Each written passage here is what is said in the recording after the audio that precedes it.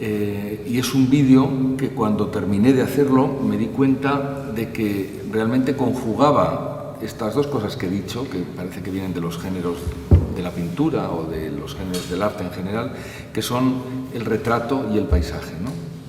Y curiosamente, hace escasamente 15 días he terminado ese proyecto que me ha ocupado 2 años y medio, en el que he continuado investigando en estas cosas, ¿no? Bueno, me ha resultado muy estimulante que prácticamente todos los escritores, ¿no?, todos los pensadores, reconocen esto, que parece que es parece que por cultura hay que reconocerlo, ¿no? Y por tanto me permite a mí también entrar desde la posición que desde el principio he ocupado en mi trabajo en esto que no reconocía, ¿no?, que no sabía ver, ¿no? Y era que de siempre el paisaje estaba en esta elaboración, ¿no? Ahora, mientras escuchaba a Javier,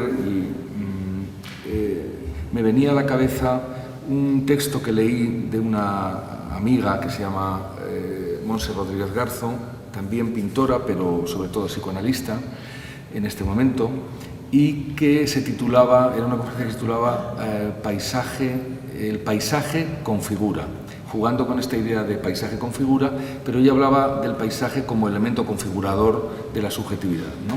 De una manera muy radical, algo que hay estudios también de esto. También hay gente que está pensando más desde, tal vez, del psicoanálisis, de disciplinas de este tipo, ¿no?, como intentando explicar cómo se produce este vínculo, digamos, que es generador de subjetividad en el sentido más radical, no solo porque nos haga cultura o porque nos ayude a tener ideas de pertenencia o nos ayude a mirar las cosas de una determinada manera, que esto es lo que hace la tradición del paisaje, ¿no?, sino que de manera un poco más radical hay algo en la mirada del paisaje que deja en hueco lo que sería la estructura del sujeto, por decirlo así, ¿no? Bueno, esta cosa que sí tiene más que ver con lo que yo entendía que era mi trabajo como artista,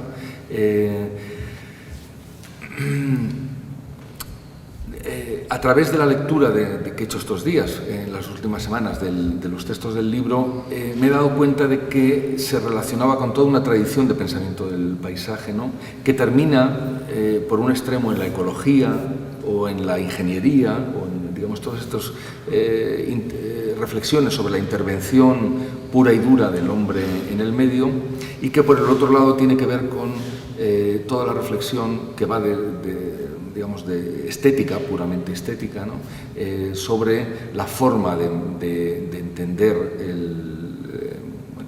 culturalmente el territorio y, por tanto, de elaborar la idea de paisaje, de representarlo, etcétera, etcétera, ¿no? Bueno, poco más puedo decir, salvo que para mí ha sido una alegría leer el libro y me quedo con ganas de, bueno, primero de la conversación que ahora supongo que vamos a tener entre todos, y por otro lado de seguir atento a estas reflexiones sobre el paisaje en un momento que, por otro lado, empieza a ser cada vez más urgente estar en esto, ¿no?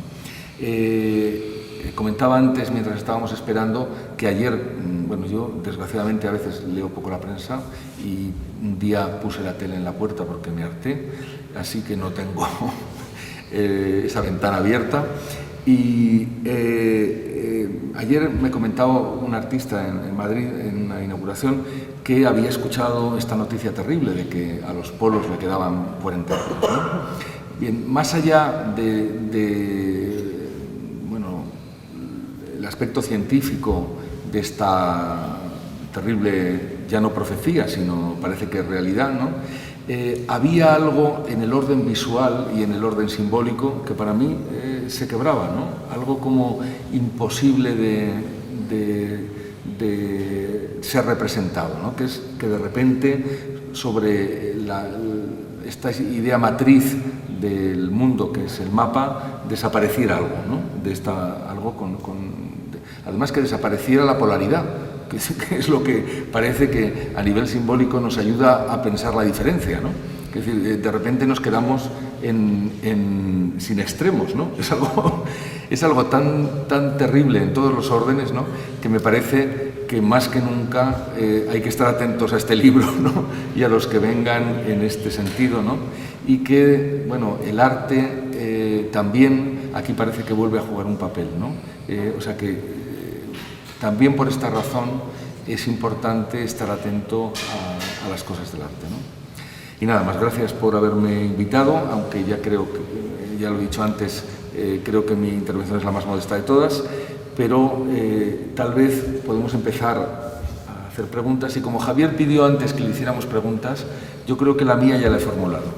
En el contexto de los textos, que son muy variados y muy diferentes en estilo, en ataque, digamos, entran de muy distintas maneras, pero a mí, digamos, siendo que todos conciben como punto de partida precisamente esta relación de subjetividad a la hora de simplemente explicar la palabra paisaje,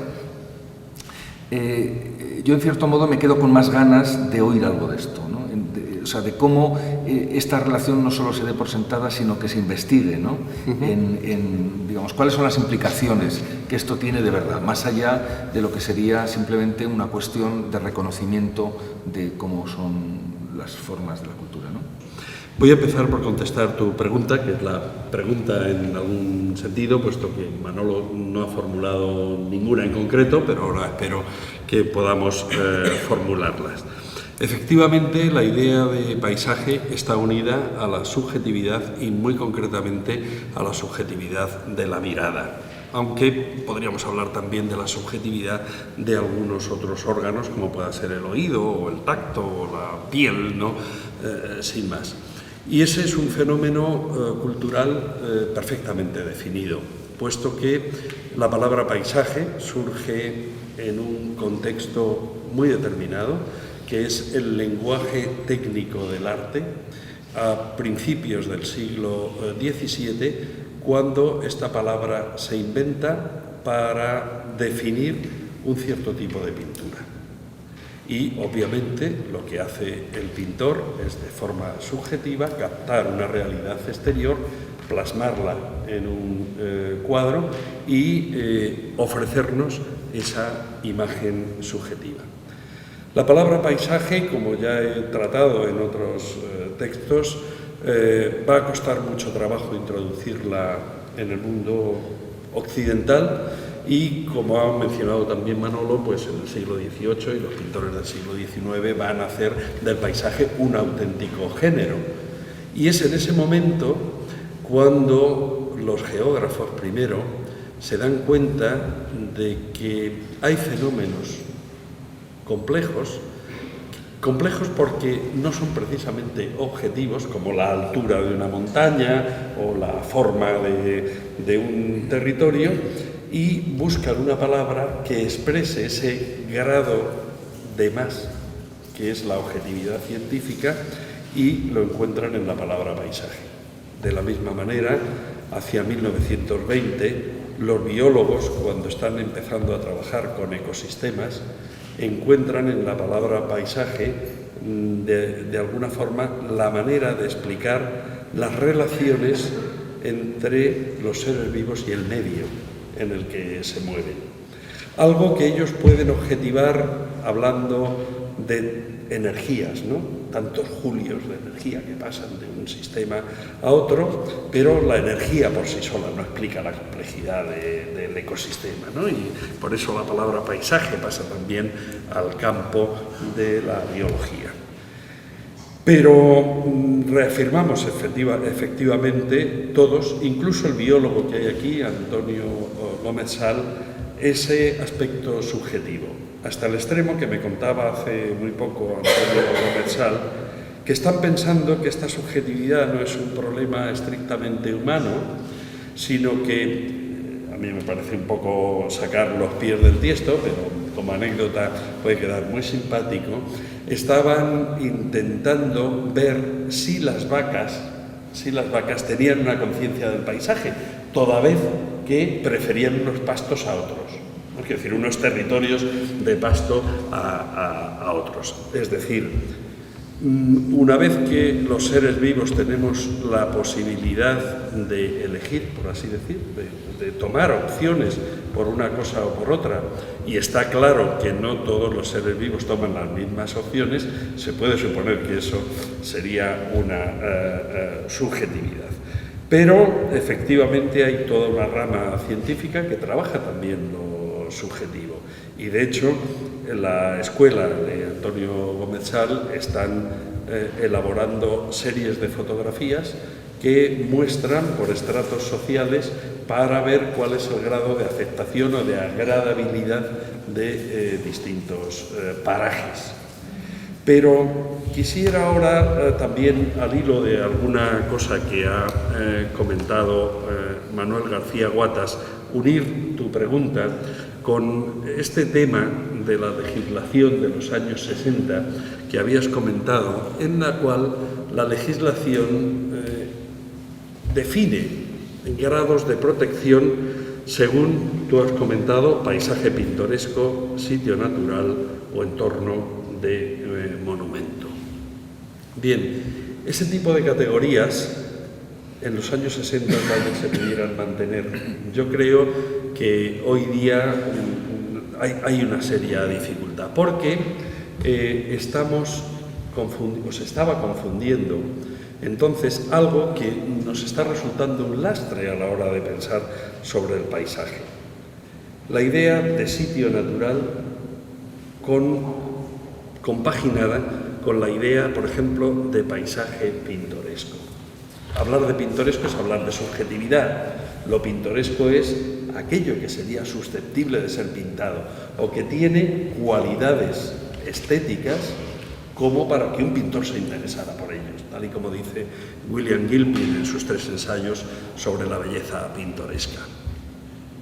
¿Qué tiene eso que ver con los productos de la madre naturaleza? Quiero decir, los productos de la madre naturaleza pueden ser agradables de ser contemplados, pueden ser fenómenos dignos de ser pintados, pero por lo general yo he mencionado aquí que todo lo que viene de la tierra es terrible. Es más, la palabra terror expresa el miedo que la naturaleza ha producido al hombre durante siglos, ¿no? La naturaleza no ha sido una fuente de placer, sino ha sido realmente una fuente de temor. Por lo tanto, esta es una línea de pensamiento controvertida, pero yo creo que muy clara. Diferenciar qué son los fenómenos naturales de cuáles son los fenómenos culturales. Esta idea yo creo que la plantea por primera vez Rousseau con su primer trabajo científico, aquel informe que hace para la Academia, en el cual, ante la pregunta de qué manera el arte y la cultura han engrandecido al hombre, él dice que el arte y la cultura han separado al hombre de la naturaleza y que eso ha hecho que el hombre se envilezca. Bueno, tenemos aquí una discusión entre cultura y naturaleza, parece que irresoluble en una primera instancia. Ayer, por ejemplo, tuve una entrevista con Español Echaniz, que es uno de los ingenieros que también ha trabajado sobre este tema, y precisamente nos planteábamos cuál era la posición del ingeniero frente a esto. ¿Está por la naturaleza? ¿Está por la cultura? ¿Son cosas disociadas? ¿Podemos volver a juntar cultura y naturaleza? Es decir, aquí hemos intentado en esos 5 cursos sobre arte y naturaleza ver de qué manera podemos llegar a un compromiso que no sea lo que Serres llamaba el contrato natural. No es esa la idea, pero sí el entender que si nosotros somos, como he comentado de Heidegger, hombres porque estamos en el mundo, tendríamos que ver cuál es esa circunstancia, ¿no? Cuál es esa circunstancia que nos rodea, porque no he dicho la segunda parte de la frase de Ortega y Gasset. Dice: yo soy yo y mis circunstancias. Si se salva ella, me salvo yo. Y ese es el reto que ahora tenemos pendiente. Si somos capaces de mantener el hielo en los polos, pues muy probablemente nos salvemos, pero si no reaccionamos frente a los retos que nos plantea la naturaleza, por muchas ideas maravillosas que realicemos, por muchas visiones subjetivas que seamos capaces de elaborar sobre el paisaje, pues el paisaje no nos va a servir de nada. Tú haces de repente hay una cosa muy clara, muy sencilla. Hablas de los griegos y de cómo la belleza estaba unida a la idea de lo bueno, y a partir de ahí introduces la cuestión de lo ético, ¿no? Siendo que lo ético está siempre presente, es decir, que hay una ética incluso del sádico o del todo comportamiento, en el fondo... Bueno, ético es comportamiento. Por eso, es decir, no hay tal. Pero lo que sí parece es que cuando nombramos lo ético estamos intentando llevar el comportamiento a un extremo, ¿no? Y por tanto a una relación de sujeto, es decir, a un hacerse cargo del comportamiento, sería un poco así, ¿no? Cuando estamos ahora hablando del cabo de lo pintoresco, yo me estaba acordando de las descripciones que hace Van Gogh, pintor que busca sitios, que busca motivos, ¿no? Con esta idea, vamos, de los impresionistas o posimpresionistas que van buscando el tema, ¿no? Y cómo en él es verdad que la búsqueda de lo pintoresco es una búsqueda visual, pero claro, llevado a cabo esta búsqueda por un sujeto que está en el borde del deshielo, ¿no? ¿Sabes? Quiero decir, parece que su encontrar el motivo tiene algo más, o sea, tiene algo del orden de lo ético, en el sentido de la construcción del sujeto. O sea, que no es exactamente una cuestión puramente estética o de goce o de proyección personal, sino que hay algo que a través de la contención, yo creo, ¿no? Literalmente, tú has hablado de la contención del tema de los polos, pero, digamos, los polos no van a seguir helados si nosotros no contenemos algo por nuestra parte. Quiero decir que es en el sujeto donde se produce la contención o la falta de contención, ¿no? Es ahí hacia donde yo apuntaba cuando insistía en la cuestión de la subjetividad, no por lo particular del asunto, sino por lo generador que tiene de sujeto o de no sujeto y por el valor que tiene esto a nivel colectivo, que es decir, o sea, de hecho, la destrucción ecológica no es cuestión de un individuo, que esto se señala también en el libro, ¿no? No es cuestión ni de un individuo ni de una familia que decida que arrasa, porque eso no tendría un alcance. Hay un momento que, yo no me acuerdo ahora mismo quién lo dice, que dice, salvo lo nuclear, todo lo demás es reversible, ¿no? Porque un sujeto solo, o una familia, o una pequeña colectividad, no tendría la capacidad de destruir tanto como tal. Pero es verdad que en una sociedad, digamos, con tantos individuos, ¿no? Si la sujeción no se produce uno a uno, o sea, si no hay sujeto que dé cuenta de sus actos, que se haga portador de su propia ética, no habrá manera de que esto se contenga, ¿no? Es en ese sentido en el que me parece muy importante la cuestión de la mirada y de la subjetividad, ¿no? Cómo, digamos, no sé cómo decirlo, porque ahí está el origen del acto, ¿no? El origen del acto que nos puede llevar a un lado o a otro, ¿no? Los tres parten del impresionismo, que es lo que les enseñó a pintar y a verlo de una manera distinta, y los tres enseguida lo rechazan. La visión de Gauguin, como bien sabido, es muy subjetiva, y subjetiva desde su propia mente enferma y su sensibilidad tan dolorida, y desde su sentimiento de los colores tan simbólicos y tan apasionados. Cézanne buscará la estructura del paisaje, la arquitectura, lo dice, con más frialdad. En la naturaleza hay que buscar el cono, la esfera y el cilindro, y Gauguin también hay otra estructura del color simbólico primitivo. Quiero decir que ese es un momento importante, y lo que refrenda es que el paisaje está hecho de muchas visiones e interpretaciones subjetivas, y todo eso es la cultura, es el caudal de cultura que en el mundo occidental, en el oriental es otra cosa distinta, pues nos llevan a sentir el paisaje como una construcción de siglos que se ha ido decantando por literatos, por poetas y por los pintores. Aquí tengo un lienzo en mano y allí delante